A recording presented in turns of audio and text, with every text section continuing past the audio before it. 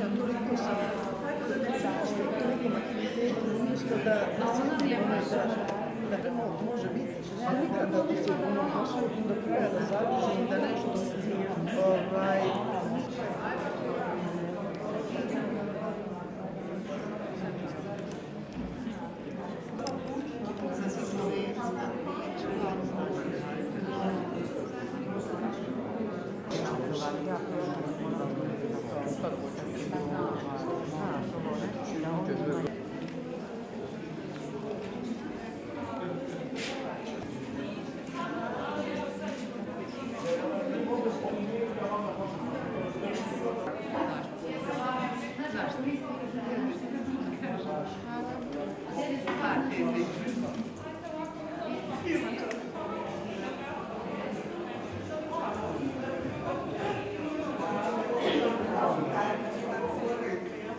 Dobro večer svima, dobrodošli i dobrodošli na ovu promociju knjige večeras. Malo kasnimo, ali nadam se da ćemo stići na vrijeme sve. Moje ime je Aida Spahić i ja ću biti moderatorica večerašnje promocije i inače sam učestvovala u prevodu ove knjige. Zajedno sa Zilkom Spahić-Šiljak sam prevela knjigu, tako da imam i tu ulogu prevoditeljice. Knjigu koju večeras promoviramo, ona je izašla prvi put 2015. godine, znači to je godina izdanja, prošle godine napisala je profesorica Majra Strober. Knjigu je prvi put izdao MIT Press u Americi, a u Bosni i Hercegovini je knjigu izdala TPO fondacija. Ovu promociju zajednički organiziraju Deloitte i TPO fondacija. Majra Strober je profesorica na Univerzitetu Stanford, sada radi na 2 predmeta i bavi se aktivno i danas ekonomijom rada, porodicom i rodom. Nažalost, iako je bilo najavljeno da će doći, odnosno iako smo planirali da je dovedemo ovdje na ovu promociju da nam se pridruži, profesorica nije mogla doći zato što je muž bolestan, tako da je morala otkazati to putovanje, ali će nam se javiti na Skype za nekih 30 minuta otprilike kada završimo sa ovim uvodnim izlaganjima. Tako da ćemo čuti od nje čitanje dijelova njene knjige na engleskom jeziku, a prevod ćete moći pratiti na slajdu, odnosno ovdje na ovom ekranu, tako da će svak razumjeti. Ko razumije engleski, dobro jest, ko ne, ima prevod.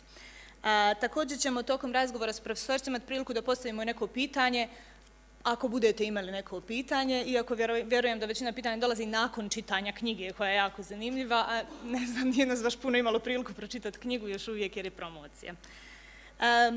To je to za ovaj uvodni dio, ja neću puno dužiti, samo ću ukratko reći da ćemo večeras knjigu zajednički promovirati, znači ja i 3 promotorke, Zilka Spahić-Šiljak, koja je u stvari i zaslužna za ovu knjigu i za njen nastanak.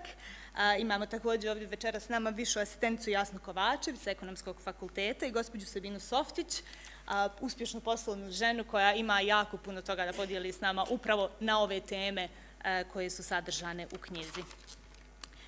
Još jedna recenzentica čija je recenzija uključena u knjigu jeste profesorica Jasna Bakšić-Muftić sa Pravnog fakulteta, koja nažalost nije mogla doći večeras jer imala neke druge obaveze, ali ću ja u jednom trenutku pročitati dio njene recenzije, a imate recenziju u knjizi.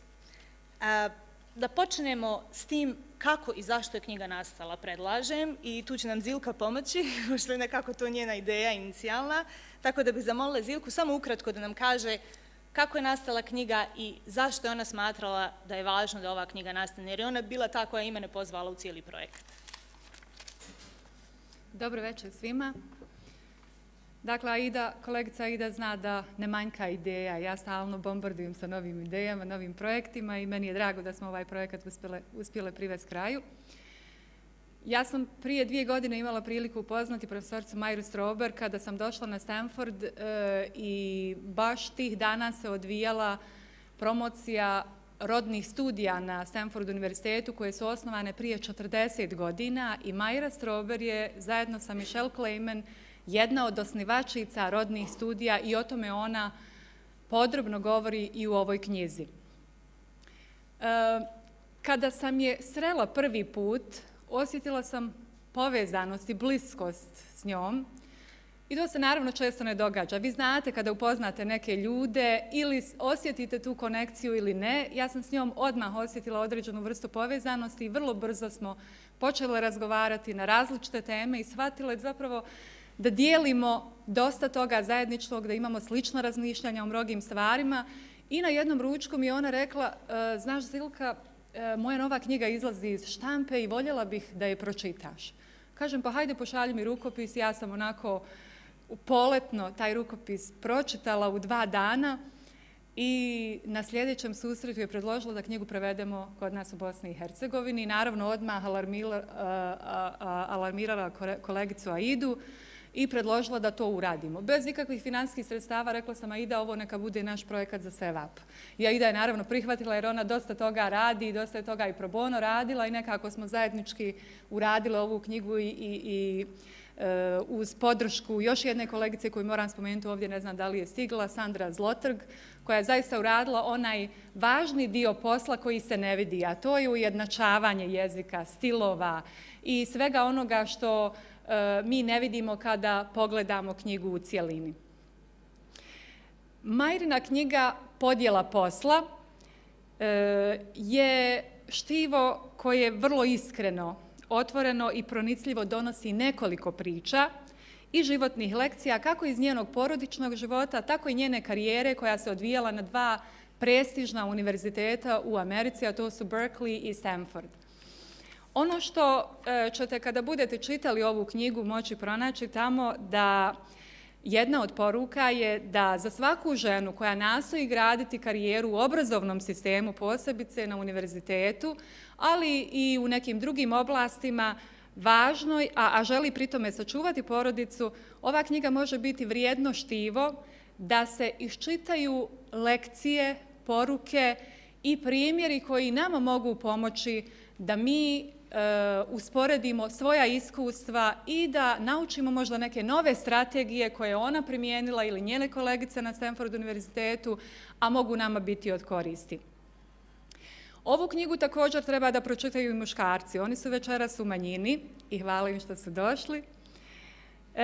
I u samom predgovoru ove knjige, predgovoru engleskog izdanja, John Donahoe, koji je inače bivši predsjednik eBay-a, velike kompanije svjetske, je rekao da je vrlo važno za rodnu jednakost i ravnopravnost da i muškarci podjednako budu uključeni i da urade svoj dio posla, i o tome na koncu ova knjiga govori samim naslovom Podjela posla, i da zajedno sa suprugama, sa svojim partnerima odgajaju i podižu porodicu i da u radnom okruženju muškarci prepoznaju diskriminaciju i da se bore protiv diskriminacije. Jer vrlo često u dominantno muškim okruženjima, posebice na položajima na kojima se donose odluke, na takvim položajima prenebregne se činjenica da neko trpi diskriminaciju samo zato što je žena.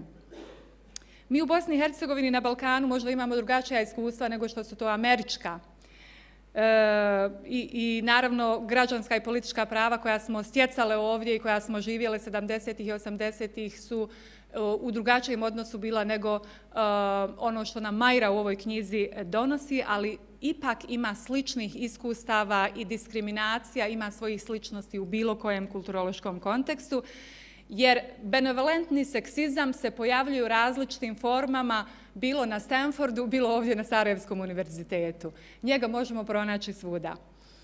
Ova knjiga, samo za kraj da kažem, može biti inspiracija prije svega mladim ženama, ali i muškarcima. I voljela bih nekih 5 stvari da podcrtam iz svega ovoga. Prvo, da mlade žene treba da vjeruju u sebe i da ne dozvole nikome da im se oduzmu prava koja imaju. Drugo, da imaju hrabrosti suočiti se sa opresijom i opresivnim režimima u dominantno muškim sredinama i da traže svoja prava u takvim sredinama. Zatim treće, da pažljivo biraju strategije svojih liderskih stilova, na koji će način ispoljiti svoje liderstvo u jednoj sredini. Profesorica Majra u ovoj knjizi govori o svom stilu kojeg ona naziva radikalno umjerenim stilom, a to je da ona vrlo dobro zna na koji način će stajati iza svojih stavova, na koji način će se boriti, ali da je pri tome bitno, kako ona naglašava, kako se poruka saopćava. Ona dakle ne odustaje ni od rodne ravnopravnosti, ni od jednakih mogućnosti, svih ovih postulata za koja se mi zalažemo, ali je vrlo bitno kako tu poruku saopćiti. I zato ona svoj stil naziva radikalno umjerenim stilom i vi ćete vidjeti kad budete čitali knjigu zbog čega je to tako. Četvrto, važno je da mlade žene traže saveznike u svojoj sredini i među ženama, ali i među muškarcima i da prave partnerske mreže, a o tome ćemo čuti malo više kasnije i od kolegice Sabine. I peto, možda vrlo bitno za mlade žene. Majra ovdje u ovoj knjizi poručuje, i to vrlo često sam imala priliku čuti na njenim predavanjima, da mlade žene treba dobro da paze, ali i muškarci, koga biraju za svoje partnere. Ko će im biti partneru u životu? Jer od toga ovisi hoće li uspjeti razvijati svoje karijere, hoće li razvijati jednu ili dvije karijere i kako će se nositi sa svim tim u svojim životima. Evo toliko od mene. Hvala vam za pažnju i drago mi je da smo uspjele, ja i kolegica Aida, ovu knjigu evo u ovom obliku donijeti ovdje u Bosnu i Hercegovinu. Hvala Zilka.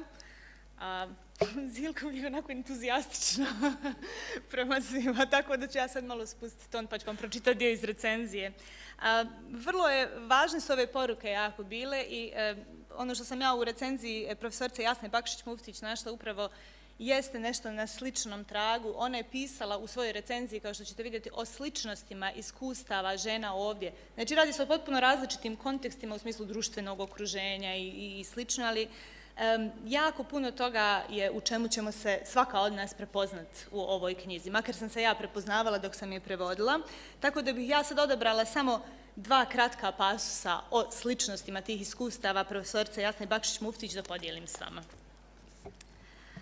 Sličnosti ženskog iskustva počinju u dominantnim obrascima porodičnih odnosa u kojima su muškarci u centru, a žene na periferiji. U životima njene bake i tetke Ane sasvim se lako mogu prepoznati životi naših nana i baka u urbanim sredinama i njihova samozatajna moć u korištenju taktika kućnog gospodarenja. Zaposlena majka, njene ambicije i želje za promjenom života svoje djece je prepoznatljiv lik na ovim prostorima. Ako za sebe nisam učinila ništa više, učinit ću sve da moje djeca imaju bolji život. Posebna sličnost našeg i autorčinog iskustva se vidi u svim dilemama, frustracijama i raspolućenosti žene koje prate usklađivanje porodičnog i profesionalnog života, zadovoljavanje različitih potreba i interesa i balansiranje između svojih želja i potreba drugih. Dominantni balkanski kulturološki obrazac koji od žena zahtjeva da budu prvo posvećene majke i supruge, a tek onda uspješne profesionalne žene, doprinosi ovoj frustraciji. Lična ženska profesionalna karijera ima malo podrške u samom porodičnom okruženju, a profesionalno okruženje nema razumijevanja za porodični aspekt života žene. Prednost se daje ženskoj posvećenosti drugima, a ne vlastitim interesima. U tom smislu akademsko okruženje nije ni stimulativno, ni prijateljski nastrojeno prema ženama.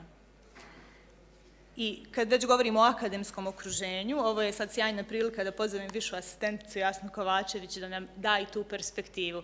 Sama knjiga, kao što ćete vidjeti, počinje upravo tako nekako. Majra je na Berkeleyu i ima poziciju, recimo, naše asistentice, predavačice, ali znači nema još uvijek stalni radni angažman na fakultetu i vrlo je nekako meni makar bilo, pošto ja imam sličnu poziciju sad na jednom fakultetu u BiH, tačno sam mogla da prepoznam jako puno nekih elemenata s kojima se mi susrećemo na našim univerzitetima, tako da ja sam sa Jasnom razgovarala do duše prije nego što je počela promocija o društvenim kontekstima, o tome kakav je bio socijalizam, kakav jeste kapitalizam, šta je za ženu značilo jedno, što za drugo u smislu njenog radnog angažmana i javnog angažmana.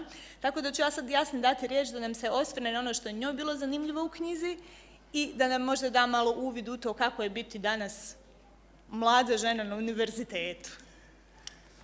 Ja se zahvaljujem, meni je pripala večeras izuzetna čast da budem večeras ovdje sa vama, a prije svega također da i recenziram knjigu profesorice Majre Strober, sa kojom sam ja imala priliku da se upoznam i tokom svog studija na ekonomiji, kroz radove iz oblasti neoliberalne ekonomije. kasnije i u svom poslu na radnom mjestu kroz izučavanje pitanja spola u leadershipu, pogotovo u menadžerskim i organizacijskim strukturama. Tako da, s jedne strane, moja privrženost učenju profesorice Majre Strober je nekako determinirala moju karijeru dalju i moju posvećenost interdisciplinarnim studijama, pošto se ona bavi također i tim interdisciplinarnostima i značaju interdisciplinarnosti u posmatranju kompleksnih društvenih fenomena. A s druge strane, kada sam ljetos čitala knjigu i pisala recenziju, dotaknulo me, kao što je Zilka rekla malo čas, na jedan sasvim drugačiji način. Kao dobar prijatelj, kao osoba koju poznajete duži niz godina, prvenstveno zbog toga što sam trenutno u situaciji da se nalazim u akademskom okruženju, ali isto tako iz privatne sfere, obzirom da sam majka 2 djece, 3 je na putu i nalazim se u toj situaciji kada treba napredovati u akademskoj sredini. Tako da nekako moja povezanost, iako ne poznajem profesoricu lično, je zaista duboka i nakon ove knjige je zaista produhovljena. Što se tiče radova profesorice Majre Strober u akademskom smislu, zaista njen doprinos u liberalnoj ekonomiji je nemjerljiv. I neke od osnovnih teorija koje su pomogle i meni i mojim studentima da objasnimo izvore segregacije na tržištu rada jeste prije svega opća teorija profesionalne segregacije, a kasnije i teorija relativne atraktivnosti zanimanja na relaciji muška radna snaga, odnosno ženska radna snaga. Naravno, ono što je meni bilo posebno interesantno jeste povući paralelu sa američkim društvom 60. i 70. godina i onoga što se u stvari dešavalo na našim prostorima i u periodu socijalizma i nakon što je došlo do raspada socijalističkih režima. Ono što sam ja posebno težila da izučim čitajući uporedo i memoare, a ujedno i baveći se gender aspektima u samom biznis kontekstu, jeste razumjeti te kompleksnosti koje su postojale u socijalizmu i kakva je bila pozicija žene u socijalizmu i onda kada dođe do raspada jednog takvog kompleksnog ekonomsko-političkog sistema, šta se dešava sa pozicijom žene. Za razliku od zapadnjačkih ekonomija, gdje je borba za ravnopravnost žene uvijek kretala odozdo, nekako sa donje ljestvice u društvu, u socijalističkim režimima karakteristično je bilo to što su vladajuće strukture, odnosno politička partija, nametala emancipaciju žena odozgo političkim sredstvima. Tako da su žene u socijalističkim režimima bile često u povoljnijoj poziciji nego žene u zapadnjačkim društvima. Međutim, takve promjene koje su se dešavale u kontekstu emancipacije žena su bila estetskog karaktera. To se mora podvući obzirom da su se određeni mehanizmi emancipacije prije svega nametali kroz davanje podrške države ženama u smislu uključivanja na tržište rada, ali da je žena zadržala svoje prethodne obaveze u kući i da u tom smislu nije bilo tog rasterećenja, nego da je u stvari došlo do dvostrukog opterećenja, kako na radnom mjestu, tako i u kući, uz sve one obaveze koje su je svakako i čekale. Međutim, situacija se komplicira nakon raspada socijalističkih režima, obzirom da u socijalizmu većina ženske radne snage je bila skoncentrirana u lakoj industriji. A laka industrija nakon raspada socijalizma, odnosno ulaskom u taj proces tranzicije, je bila prva koja je bila na udaru privatizacije i restrukturiranja. Tako da je došlo do naglog siromašenja ženske populacije, što se u društvenim studijama naziva feminizacijom siromaštva. I mnoge žene koje su radile u lakim industrijama su se suočile sa nedostatkom finansijskih sredstava, odnosno jedinim izvorom finansijske neovisnosti žene, tako da u uvjetima tranzicijskih ekonomija u Evropi žene prolaze kroz slične obrasce. S druge strane, imate i u državama koje su nastale raspadom socijalističkih režima, desničarski režimi favoriziraju ulogu žene kao majke nacije i na neki način se tu ponovo uspostavlja retorika retradicionalizacije uloge žene u društvu, samim time i na tržištu rada. Tako da zaista žene u tranzicijskim ekonomijama imaju izazove sa kojima se svakodnevno susreću, izazovi koji su jako, jako kompleksni. S jedne strane imate zaostavštinu socijalizma i jedan rascjep u kojem su se žene našle u periodu tranzicije, a s druge strane imate promijenjenu percepciju onome što zapravo radno mjesto jeste u uvjetima globalizacije. trebaju nove vještine, trebaju nove kompetencije i naravno tržište rada je postalo dostupnije ženama, ali još uvijek problemi horizontalne i vertikalne segregacije postoje, bez obzira koliko je društvo razvijeno, bez obzira koliko je napredna socijalna politika. U socijalnim politikama, kada su u pitanju rodne ravnopravnosti, prednjače skandinavske zemlje, ali čak i skandinavske zemlje nisu imune na pitanje rodnog jaza plaća i nisu imune na problematiku staklenog plafona koja u stvari odražava tu hijerarhijsku segregaciju, odnosno borbu sa kojima se žene susreću svakodnevno prilikom napredovanja na više hijerarhijske pozicije u organizaciji.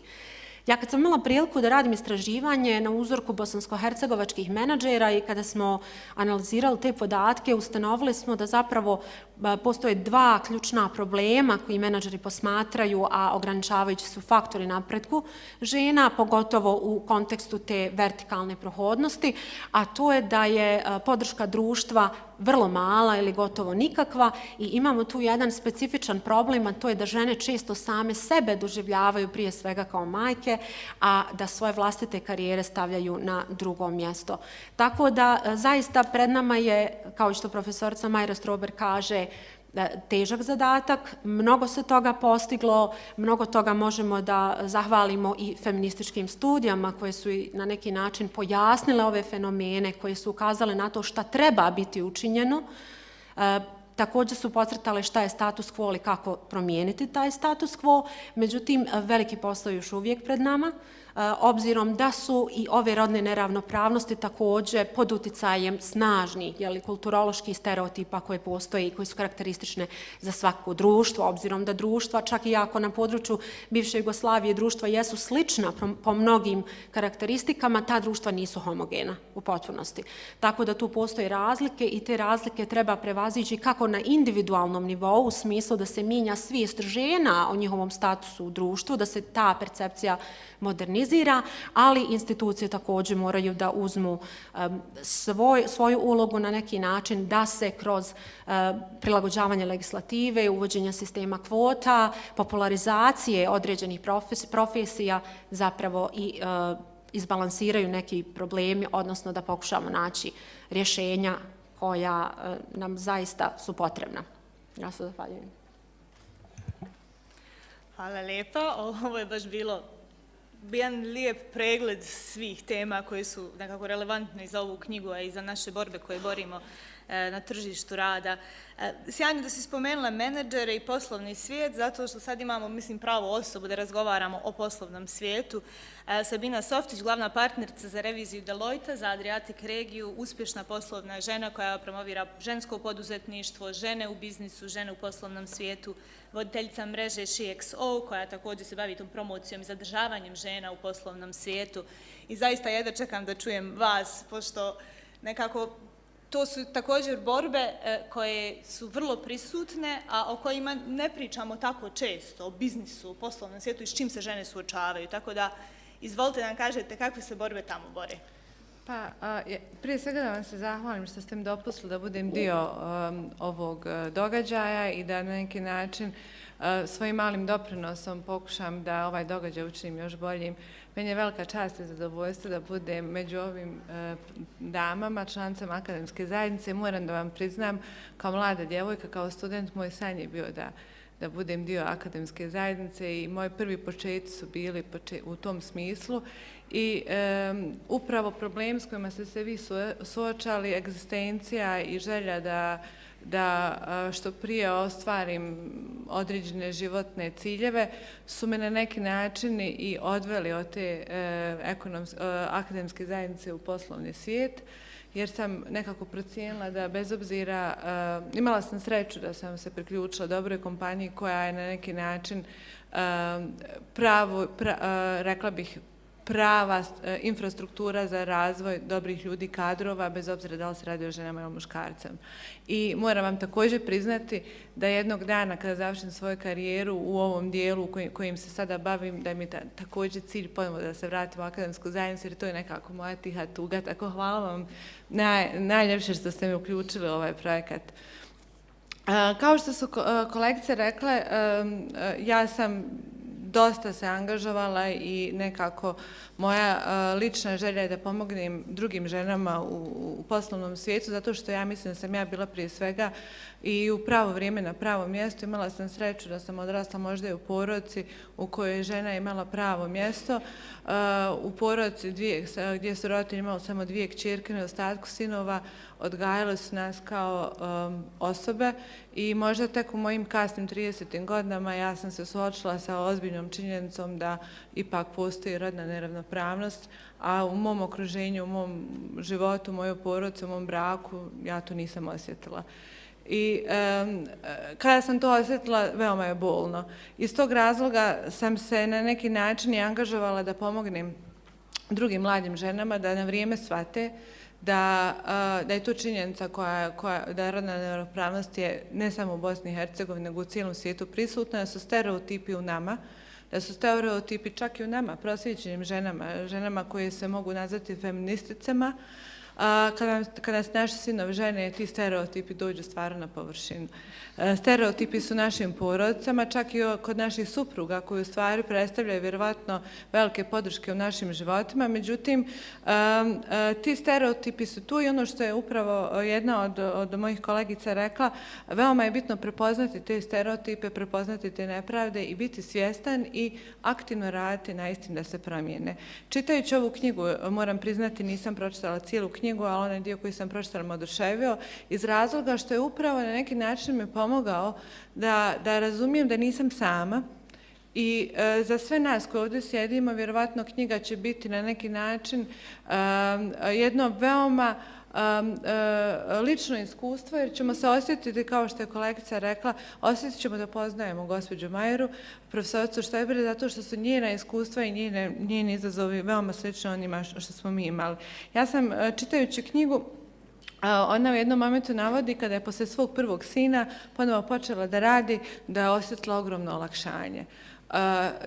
Ja, vjerujte, prvi put poslije 12 godina sam evo spremna javno da kažem da sam ja osjetila, to je veliko olakšanje također, ali me je bilo sramota bilo kome da kažem, jer kad sam prvi to iskazala, onako indirektno svom kolegi rekao je šuti, nemoj to nikom reći. A stvarno, kao žena koja je majka i supruga i sa velikom željom krenula u stvaranje prvo porodice i uređenje djeteta. S druge strane sam se osjećala strašno izgubljeno i osjećala sam se kao da sam izgubila dio sebe i taj povratak na posao, povratak u kontrolisani svijet gdje tačno znaš ko te može zakucati u kancelariju, šta te može pitati, je bio tako veliko olakšanje za mene. Uprkos činjenice sam sina ostavila sa skoro pa nepoznatom ženom. Znači, i to su stvari o kojima treba pričati, o kojima treba i drugima dati do znanja da to su normalne stvari u kojima se svaka od nas suočavala. Mislim da mi ne smijemo odustati od toga da u poslu, u akademskoj zajednici, u našim porodicama prosto ignorišemo 50% ljudskog mentalnog kapaciteta, 50% talenata i da žene trebaju da imaju veoma bitno mjesto u porodici, na poslu, u akademskoj zajednici, u svim aspektima naših života, jer ne samo da su 50% populacije, nego su i one i majke preostalih 50%. Ja mislim da je to nevjerovatna snaga. Iz toga, radi toga svaka od nas ima posebnu misiju. Naša misija je da budemo mentori i prijatelji jedne drugima, da budemo pomoć i podrška i da aktivno tražimo pomoć i podršku od naših kolega, muškaraca, od naših supruga, od naših sinova, od naših roditelja, jer jednako tako, kao što se mi nekad osjećamo stereotipizirane ili stavljene u određenu kutiju, jednako tako nekad se mi ponašamo prema muškarcima. Ja ne volim da govorim o feminizmu, nešto što je anti-muško, i smatram da nekada i muškarci su žrtve stereotipa, o čemu se manje priča možda nego o ženskom stereotipu, iako ipak bih rekla da je naše društvo i dalje muško koncentrisano. Ali nekako i mi uzmamo zdravo za gotovo da muškarci žele da razvijaju karijeru, da muškarci žele da budu aktivni članovi akademske zajednice da žele da ostavljaju djecu na čuvanje tetama i ženama. I ja mislim i osjetim u svom okruženju da se već i tu stvari mijenjaju, da tu imamo potrebu da pomognemo i muškarcima, da pomognu nama, da se mi izborimo za svoje mjesto. Jer bez naših muških kolega podrške nećemo biti u stanju da se podržimo. I to je u stvari nešto što je kolegica, odnosno profesorica u svojoj knjizi opisuje kako je ona i proaktivno sa svojim suprugom pravila strategije, na koji način je ta podjela posla funkcionisala i kako je to nekada bilo, kako u jednom momentu bi ona na neki način bila prioritet i kasnije bi ona bila podrška i davala njemu prioritete u životu. I mislim da knjiga demistificira uspješne žene i da je po meni to je možda jedna od najvećih vrijednosti ove knjige zato što ona pokazuje da ne morate imati idealno okruženje da bi uspjeli kao žena.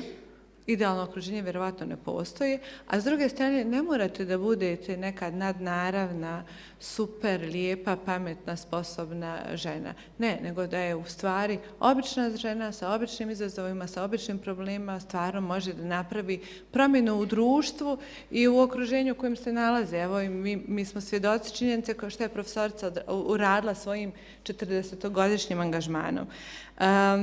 Ja bih samo mladim kolegicama koje sjede ovdje, ponosna sam da su to neke od mojih kolegica i mojih klijentica, mojih prijateljica.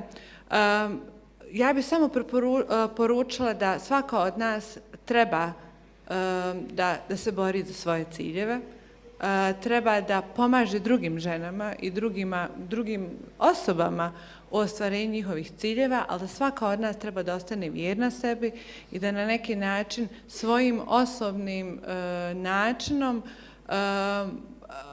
ne krijući činjenicu da je žena, ne krijući činjenicu da je majka, da ima izazove i da joj nije lako u životu, da istraje u svojim ciljevima, jer samo tako ćemo u stvari napraviti značajnu promjenu u društvu. Promjene u društvu su moguće, nisu brze, ali se dešavaju i drago mi je što sam dio ove priče i nadam se da ćemo i dalje nastaviti da diskutujemo o ovim temama i da možda napravimo stvarno veliku promjenu u našem okruženju, a kako nas i više promjena će zahvatiti cijelo društvo.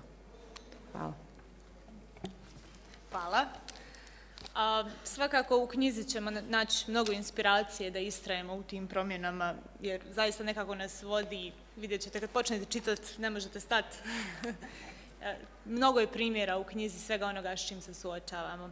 I ja bih sada, iako bih vam dala rado prostor za neka pitanja, eventualno profesorica nas čeka u Americi da je priključimo na Skype, malo je kasnimo, iako smo se 9 sati je razlike, ali lijepo smo se držali ovog dogovorenog vremenskog okvira i sad ćemo pozvati profesoricu i zamoliti da nam pročita ta 2 segmenta iz knjige, a poslije toga ćemo vidjeti da li neko ima neko pitanje za nju.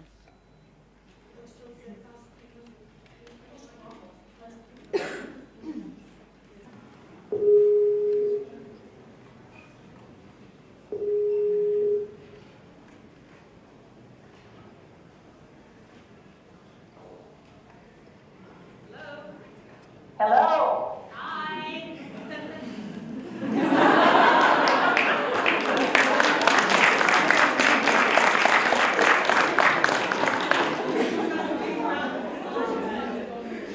Okay. Yes, I can. Hello. Hi. Hi. It's all sunny there. Oh, it's sunny here. Is it not? Oh, it must be dark where you are already. It's very dark. Do you want me to turn the computer a little bit so you can see the audience? Sure, that would be great. All right. Just to wait a minute. Hello, everyone. Hi. Unfortunately, we can't keep letting you see the audience, so you'll be staring at me. So, yeah, we made the old introduction. We talked about you in the book. A lot. Okay. And we can't wait for you to read the segments that we've selected from the Okay. And then later we hope that you'll have time if we have any questions from the audience or if anyone wants to chat. That would be just fine. Thank you very much. Before I begin the reading, though, I just want to thank you all I want to thank Zilka and Aida for translating my book. Of course, I can't read it and decide whether it's accurate or not, but I assume that it is. And I also want to thank the American Embassy in Sarajevo. They were ready to bring me to Sarajevo, but I could not come. So I appreciate all of that, and I really appreciate your friendship in setting this up. We've already So- apologized for you not arriving to Sarajevo. Just give me a minute so I can share this with the audience, okay? Okay, sure. Profesorka se zahvala Zilki i meni. Kaže, ne znam kako je dobro prevedena knjiga jer ne može da pročita našu. Nadam se da je dobro i zahvaljujem se također Američkoj ambasadi, zato što je Američka ambasada bila spremna da isfinansira njen put ovdje, da li nažalost ne mogla doći. All right? We ready? All right. Thank you. I'll begin to read then. All right. It's because you live in Palo Alto, the chairman of Berkeley's economics department tells me. I can't have a regular job here because I live in Palo Alto? He nods. Chairman Brake is tall, with football player shoulders, and although I'm tall too, his massive frame towers over me. He's the big shot in one of the most prestigious economics departments in the country. I'm the assistant professor wannabe. If this meeting doesn't go well, he could decide not to hire me for next year. Under my jacket, rivulets of perspiration are making their way down my Dress for Success blouse. You have to live in Berkeley to be on your tenure track? Again, he nods. I'm baffled. I never knew that. My husband, Sam, is a medical resident at Stanford and works incredibly long hours. Often he goes back to his lab late at night to check on his experiments. We have to live in Palo Alto. Okay, I say softly, getting up to leave. Thanks very much. When I get to my office, my hands are shaking. I can hardly insert my key into the lock. I feel drained, disoriented. Did I take something out of the freezer for tonight's dinner? Lamb chops? Hamburger? I dial home. But Margie, my babysitter, doesn't pick up. She's probably taken the kids out somewhere. I leave my office at Rao Plaza, surprisingly quiet after all the years of student demonstrations. It's 1970, and the Vietnam War is beginning to wind down. I slide into my full-size blue Chevy with a trunk large enough to hold both a stroller and a carriage, and I review my meeting with Brake. I spend a lot of time in the Big Blue, that's my car, Big Blue these days. It's about an hour between Palo Alto and Berkeley in the morning and longer in the late afternoon, and I do the commute 3 days a week. Gradually, crawling in stop-and-go traffic toward the Bay Bridge, the absurdity of Brake's answer registers. My first response is to cry. I grope around in my purse, pull out some tissue, and dab at my eyes. But now the road is blurry. I switch my thoughts to my children. Mommy, Mommy, Jason, my 3-year-old, will scream with delight when he hears my key in the door. And Liz, 11 months, will follow his lead. She'll speed across the living room on all fours, tug on my leg, and make joyful noises. Suddenly, the traffic starts to move. I can never tell why the snarls dissolve, but I'm always grateful. As I drive at normal speed, my thoughts turn back to Brake. But this time, instead of tears, I'm aware of growing anger at myself. What's wrong with you? I scream inside my head. You let him intimidate you. You let him make you mute. You're a smart woman, and you let him make you look stupid. Faculty don't have to live in Berkeley to be on the tenure track. He fed you pure bull, and you bought it. You want to know why you can't have a tenure track job at Berkeley? Look at what's real. There are no women except Margaret in the whole economics department faculty, and although she's been there for more than 20 years, she's still a lecturer. Wake up! The difference between a lecturer and an assistant professor is monumental. Assistant professors have a regular job with an opportunity for promotion and lifetime tenure. Lecturers, on the other hand, are on a road to nowhere. They're appointed from year to year, generally only a few months before their teaching is to begin, and they have no chance of advancing. I've worked too hard for too many years to be content with second-class citizenship. I intend to get the real deal at Berkeley. When I finally get onto the Bay Bridge, my anger changes. Now I'm furious to break. How dare he tell me I have to live in Berkeley?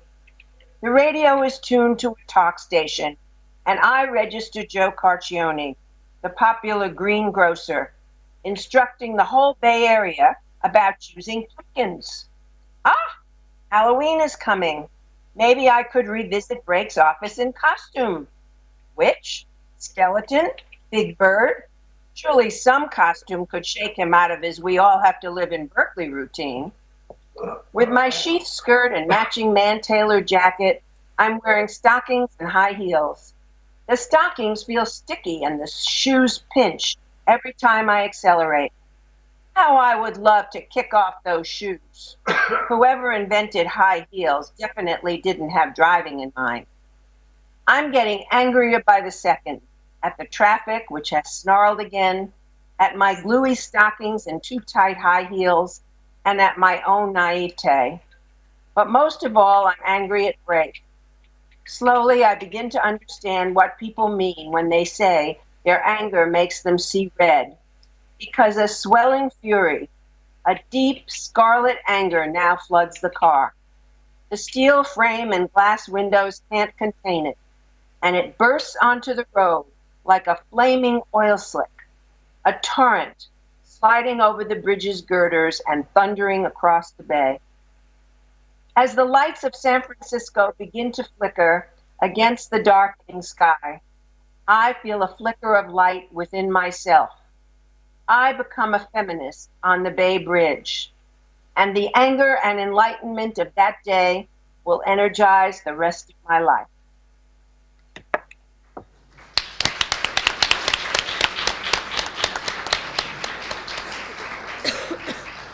I don't know if you heard that. I'm sure you did. Thank you very much. So the second reading is about leadership.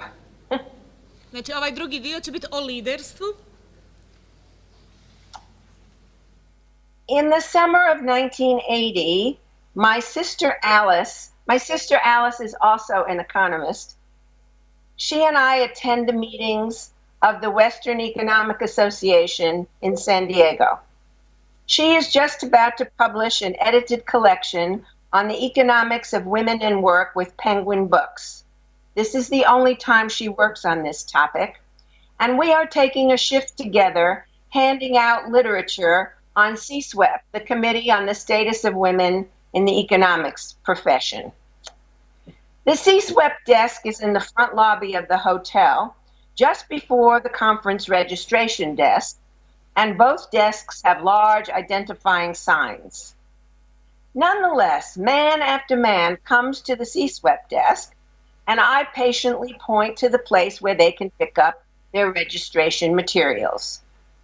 After several such interactions, Alice grows impatient. "Let me handle the next guy," she says. Oh boy, I think. Here goes. "Are you blind?" she asks the unsuspecting male economist. "Can't you read? The sign says CSWEP, not registration. Just because we're women behind the desk doesn't mean that we're registering people. You're just a chauvinist pig." "Did you have to be so rude?" I ask after the guy slinks off. "Let me ask you something," she says. "Which guy is going to remember that not all women are clerical workers? The one I told off or the ones you sweet-talked?" He may remember that not all women are clerical workers, but he'll also remember that women economists are rude and best avoided. I like people to still hang out with me after they've learned something about women. Good luck to Goody Two-Shoes. It can't be done. Over the years, I've thought many times about the contrast between Alice's and my approaches to social change, and I've grown more appreciative of her approach. I now think it takes multiple techniques to achieve major transformation, radically rude tactics as well as my more tempered radical style. But I also think Alice was wrong about the possibility of maintaining good relationships with people I'm trying to change. If I can get away from blame and gently get people to see that they are engaged in stereotype behavior, I can often get them to change that behavior without resenting me.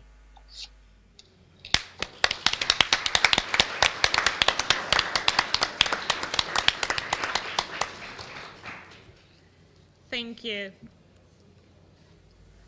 You're welcome. Not tired, I hope. No, no. Okay, well, let's ask the audience if maybe they have some questions for you. Is that all right? Absolutely. Da li imamo neko pitanje možda za profesoricu? Da li bi neko htio nešto da je pita? Mislim, ukoliko hoćete na našem jeziku i to je moguće, prevešćemo je, nije problem.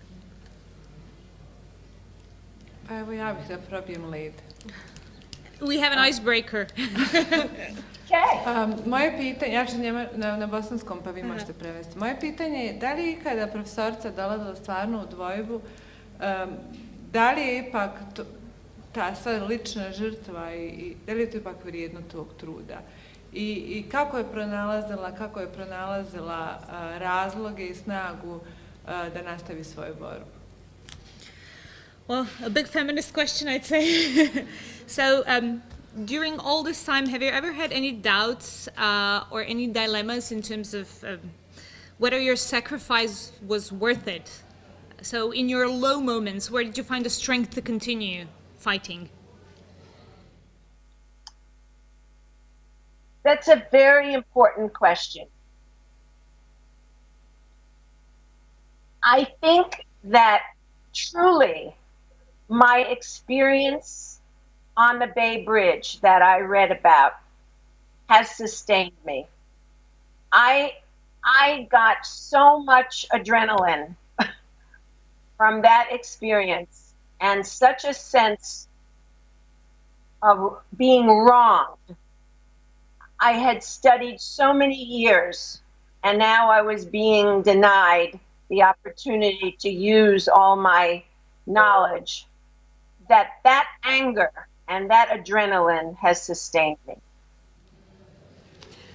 Profesorica je odgovorila da je ovo vrlo važno pitanje, te da je zaista jedan od presudni trenutak zapravo u njenom životu bilo upravo ono iskustvo koje je pročitala prvo na onom mostu kada je spucao onaj teški adrenalin. Zbog toga što je toliko godina učila i toliko se trudila i došla u poziciju da je neko uskraćuje sve to samo zato što može. Tako da taj bijes i taj adrenalin koji se tada izrodio u suštini je presudno vodio kroz život i kroz sve njene borbe. Also, when I see younger women, my own daughter, and also my students, I know that I must keep going, not just for my success, but also to pave the way for them. I također inspiraciju pronalazim u mladim ženama, u vlastitoj kćerci i u studenticama s kojima radim, jer kad vidim njih nekako znam da moram nastaviti da se borim, moram nastaviti da izrađam tu snagu u sebi. Thank you. You're welcome. We have a supporter of Alice here. Radical measures. Yeah, I think there is more support than one. So we have the radical moderate and we have the radical. Da. Naša iskustva sa Zapadnog Balkana govore o tome da po 40 godina bivamo radikalno umjerene, da niko ne prepozna da smo mi radikalno umjereni. Ako počnemo nakon 40 godina da govorimo doista šta mislimo, na način na koji je govorila gospođa Alice, Neko čak i počne da sluša. So, with this experience that we have in the Western Balkans for the last 40 years, we've been radically moderate for a while now, and nobody's listening. So maybe it's time to become radically radical in this region, because obviously that's the only way to make people start listening to you. I agree. I think that combination of radicals and moderates in the right order and in the right cooperation is really what makes it be successful. Znači, uspjeh u stvari leži u tome da napravimo dobru kombinaciju i dobar redoslijed radikalnog i umjerenog, te da to dobro iskombinujemo da bismo u stvari došli do najboljih rezultata.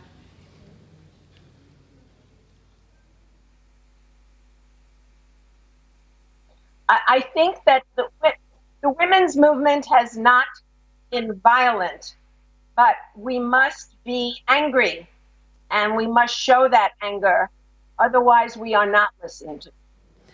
I ono što je važno jeste da ženski pokret ne smije biti nasilan, ali treba biti bijesan. Jer ako ne pokažemo bijes, niko nas i ne sluša. Da, ali kad pokažemo bijes, onda kažu da smo frustrirane žene u klimaksu i tako dalje, onda dobijemo sve epitete u usto. The problem is that when we show anger, then we get the attributes that we are frustrated or in menopause, or that there is a lot of frustration building up on us. That this is how anger is interpreted, at least here. So I think myself that our presidential candidate, Hillary Clinton, is a good model for right now of how to take insults and turn them into your own advantage. And so I think when somebody insults you by saying that you're menopausal, or that, what was the other one? You're frustrated. I think the thing to do is to say, yes, we are frustrated, and yes, we are menopausal, and you don't get to have all those good kinds of changes in your life that we have that energize us in this way. Znači, možemo puno naučiti u ovom smislu od kandidatkinje za predsjednicu Hillary Clinton, koja jako dobro u stvari žonglira sa uvredama koje dobiva često, i kad nam neko kaže, znači, da smo frustrirane ili da smo u klimaksu, kažemo pa jesmo, ni jesmo i frustrirane i u klimaksu, i ne možete dobiti samo one pozitivne strane žene, nego morate sve u paketu.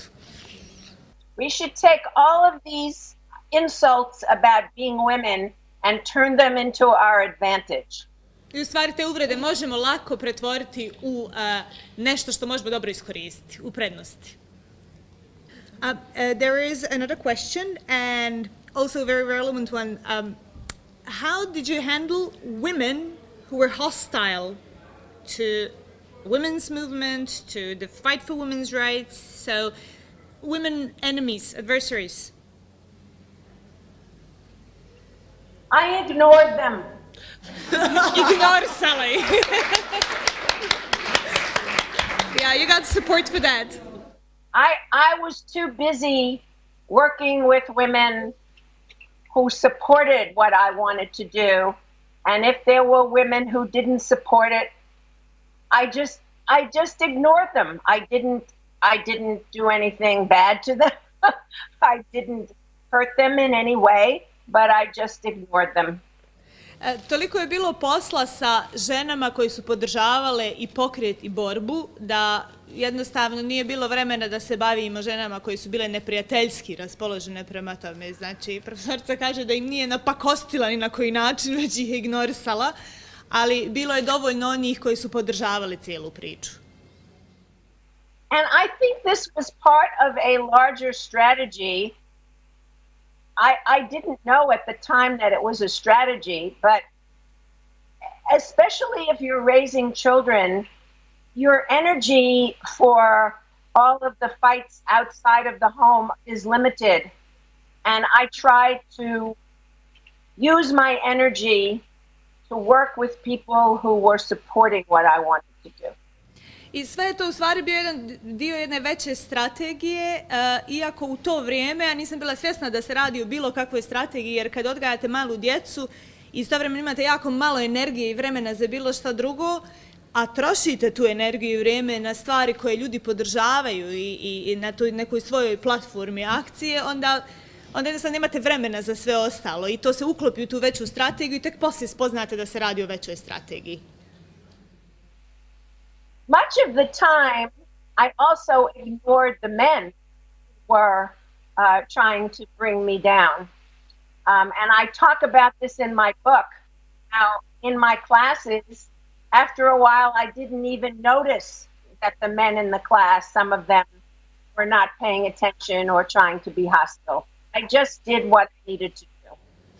I puno vremena i energije je bilo potrebno da se borim sa muškarcima koji su bili protiv onoga što ja radim. Posebno na nastavi, recimo studenti. Međutim, vremenom sam samo primijetila da sam prestala obraćati pažnju na one koji ne obraćaju pažnju na moje predavanje ili koji ignorišu ono što ja govorim.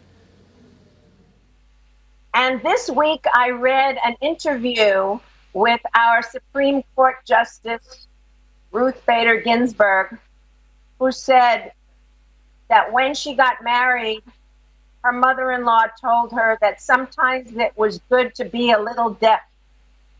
And I think that's right.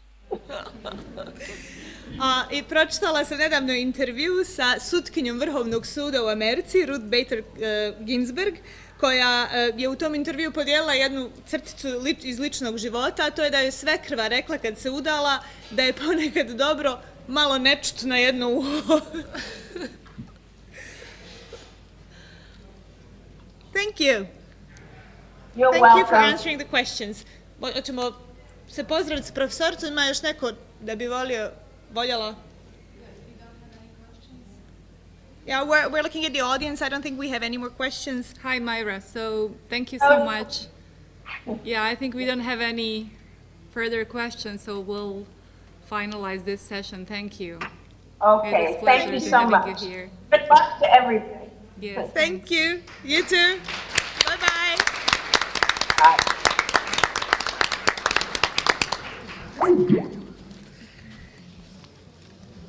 Znači, pozivamo se na osvježenje, mali koktel, tako da možemo nastaviti razgovore i sa promotorkama i među sobom tamo. Ili ako imate nešto što biste sad željeli pitati, možda neko od promotorki. Lakše uz koktel. Uz koktel, uz osvježenje. Hvala lijepa. No, we shall take care of it, don't worry. Svaka čast. Kako je dobro? Kako djeluje vitko? Svaka, sam će odgovoriti. Baš je predivna.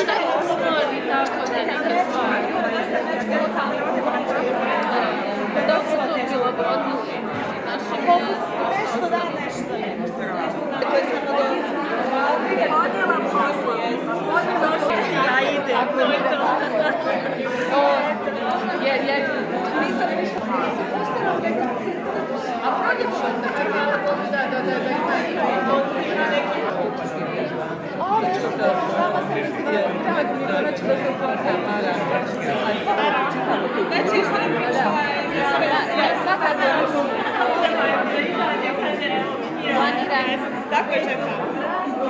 Sljedeće godine.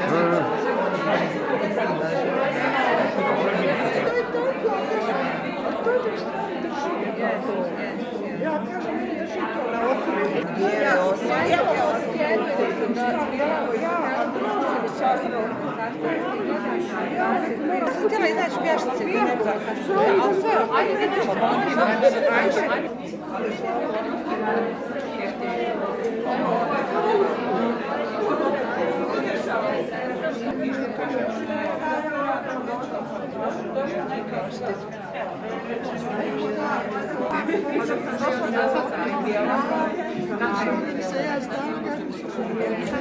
Znaš tako, sam bila